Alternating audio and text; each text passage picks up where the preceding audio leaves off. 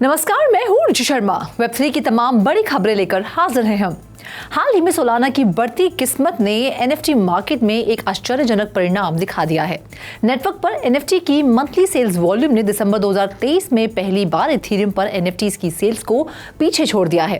एल्टिक्स platform क्रिप्टोस्लैम के data के अनुसार दिसंबर में सोलाना एनएफटीज की सेल्स लगभग $366.5 मिलियन रही, जबकि इथेरियम पर ये $353.2 मिलियन थी। क्रिप्टोस्लैम के ऑर्गेनिक सेल्स फिगर्स में वॉश ट्रेडिंग के रूप में चिन्हित सस्पिशियस ट्रेड्स को शामिल नहीं किया गया है, जिसमें लगभग $381 मिलियन मूल्य की इथेरियम सेल्स शामिल नहीं है और सिर्फ $10.1 मिलियन मूल्य की सोलाना सेल्स निकाली गई है। सोलाना में दिसंबर में भी यूनिक बायर्स और सेलर्स की संख्या लगभग दुगनी और टोटल एनएफटी ट्रांजैक्शंस कहीं अधिक देखे गए। क्रिप्टोस्लैम ने लगभग 6.6 मिलियन एनएफटी ट्रांजैक्शंस में सोलाना पर 218,000 बायर्स और 279,000 खरीदारों की रिपोर्ट दी है। बढ़ते हैं अगली खबर की ओर। माइक्रोस्ट्रैटेजी के एग्जीक्यूटिव चेयरमैन माइकल सेलर ने अपनी फर्म माइक्रोस्ट्रैटेजी में $216 मिलियन मूल्य के शेयर बेचने की 4 महीने की प्रक्रिया शुरू कर दी है। पहले कहा गया था कि इसका एक हिस्सा अधिक बिटकॉइन खरीदने के लिए इस्तेमाल किया जाएगा। United states securities and exchange commission के साथ 2 जनवरी को फाइलिंग में सेलर ने खुलासा किया कि उसने पहले ही अपने 315,000 स्टॉक ऑप्शंस अवार्ड्स बेचना शुरू कर दिया था, जो पहली बार उसे अप्रैल 2014 में दिया गया था। अवार्ड स्टॉक ऑप्शंस 30 अप्रैल 2024 को एक्सपायर हो रहे हैं। एसईसी के साथ 1 नवंबर Q10 फाइलिंग के अनुसार सेलर इस साल 2 जनवरी से 26 अप्रैल के बीच अपने निहित विकल्पों के अधिकतम 400,000 शेयर्स बेच सकता है, जबकि बिटकॉइन ने पिछले साल की शुरुआत में 170% की प्रभावशाली रैली का आनंद लिया। ट्रेडिंग व्यू डेटा के अनुसार माइक्रोस्ट्रैटेजी ने पिछले साल के दौरान 411% की बढ़त के साथ एसेट्स को दुगना से भी अधिक बढ़ा दिया है। 27 दिसंबर को माइक्रोस्ट्रैटेजी ने $615 मिलियन में एडिशनल 14,620 बिटकॉइन खरीदे। इस खरीद से माइक्रोस्ट्रैटेजी की टोटल बिटकॉइन होल्डिंग्स बढ़कर 189,150 बिटकॉइन हो गई। मौजूदा कीमतों पर इसकी कीमत लगभग $8.5 बिलियन है। बाकी अहम खबरों के लिए करते हैं विशाखा का रुख। क्रिप्टो एसेट एडवर्टाइजमेंट्स पर यूके फाइनेंशियल कंडक्ट अथॉरिटी के नए नियम अब पूरे जोरों पर हैं, जिसकी वजह से कई क्रिप्टो कंपनियां या तो अपने ऑपरेशंस को बंद कर रही हैं या नए रेगुलेटरी फ्रेमवर्क के साथ अलाइन करने के लिए यूजर एक्सपीरियंस में बदलाव लागू कर रही हैं।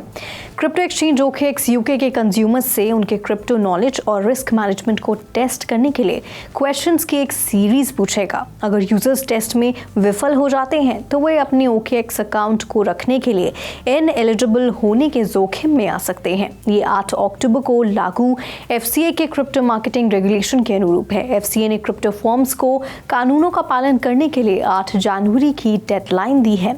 FCA का लक्ष्य ये सुनिश्चित करना है कि यूजर्स क्रिप्टो ट्रेडिंग से जुड़े जोखिमों और ट्रेड ऑफ के बारे में जागरूक हों, जो इंडस्ट्री को ट्रेडिशनल फाइनेंस के मानदंडों के करीब ले जाता है। बढ़ते हैं अगली खबर की ओर। इथरस्कैन, जो इथेरियम ब्लॉकचेन के लिए एक एक्सप्लोरर ऑपरेट करता है, साल की शुरुआत सोलाना ब्लॉकचेन से संबंधित नए एक्विजिशन के साथ कर रहा है।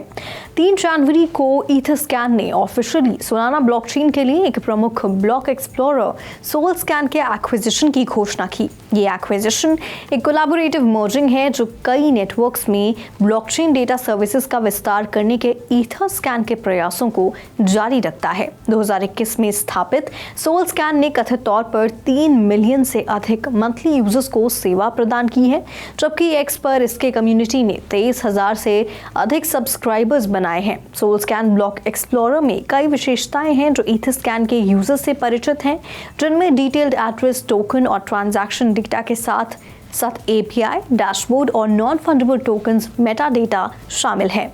घोषणा में कहा गया है कि एक्विजिशन के बाद इथरस्कैन ब्लॉकचेन डेटा तक क्रेडिबली न्यूट्रल और इक्विटेबल एक्सेस प्रदान करना जारी रखेगा। कंपनी एडिशनल फीचर्स में अतिरिक्त सुविधाओं को एकीकृत करने और एनहांस सपोर्ट प्रदान करने की भी योजना बना रही है। ओवर टू यू रोशनी। ये कदम EU में क्रिप्टो करेंसी इंडस्ट्री के विकास को महत्वपूर्ण रूप से प्रभावित कर सकता है। EU के रेगुलेटर्स ने बैंकों और फाइनेंशियल फर्म्स के बीच संबंधों की जांच करने की योजना की घोषणा की है, जिसमें क्रिप्टो ग्रुप्स भी शामिल है। यूरोपियन बैंकिंग अथॉरिटी के अध्यक्ष जोस मैनुअल कैंपा ने हाल के एक भाषण के दौरान बताया कि रेगुलेटर्स को नॉन बैंक फाइनेंशियल इंस्टीट्यूशंस में पूरे अंडरलाइंग चेन की बेहतर समझ रखने की आवश्यकता है, क्योंकि उनके पास फाइनेंशियल एसेट्स की $218 ट्रिलियन की प्रभावशाली हिस्सेदारी है। शैडो बैंकिंग किस तरह से बड़ी फाइनेंशियल सिस्टम्स को प्रभावित करती है, इसके बारे में अधिक जानकारी प्राप्त करने के लिए European bank for analysis, financial stability board और यूरोपियन सिस्टमैटिक रिस्क बोर्ड के साथ मिलकर काम करेगा। ये जांच यूरोपियन सेंट्रल बैंक के चीफ सुपरवाइजर एंड्रिया की क्रिप्टो करेंसी से संबंधित कुछ सुरक्षा उपायों को दरकिनार करने की चेतावनी के बाद हुई है। EBA की इस जांच में क्रिप्टो करेंसी कंपनियां भी शामिल होंगी, जिन्होंने हाल के वर्षों में उल्लेखनीय वृद्धि का अनुभव किया है।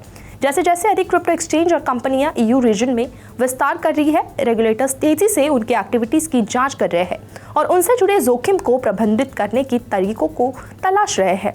तो आज के लिए फिलहाल इतना ही। ऐसी Web3 से जुड़ी खबरों के लिए देखते रहिए 3.TV। ऐसी और ज़्यादा अपडेट्स के लिए हमारी वेबसाइट www.3versetv.io पर लॉग ऑन करें या फिर स्कैन करें QR कोड। Thank you.